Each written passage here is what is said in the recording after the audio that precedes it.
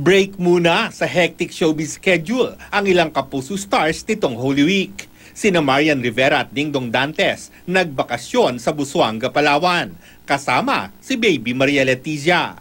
Cuteness overload si Baby Letizia sa kanyang colorful swimwear. Sabi ni Daddy Dingdong, mukhang little climate warrior in the making si Zia katulad niya. Marami naman ang napawaw sa kaseksihan ni Mommy Marian. Habang on vacation, nagpabilib naman si Bitoy, Michael V, sa kanyang leap of faith trick. Paano niya kaya ginawa yun?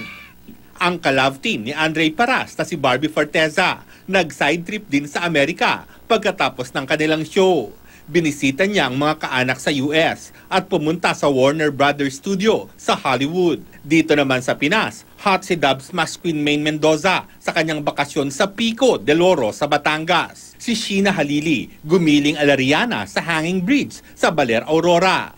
At ipinakita ang kanyang beach body sa Di Casalarin Cove. Nag-Baguio City naman si Angelica de la Cruz kasama ang pamilya.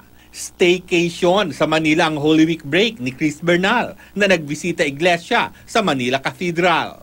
It's a blessed Holy Week naman para sa bubblegang star na si RJ Padilla matapos isilang ng asawa niyang si Bianca, ang second baby nila na pinangalan ng si Royce Alia. Lars Santiago, updated sa showbiz happening.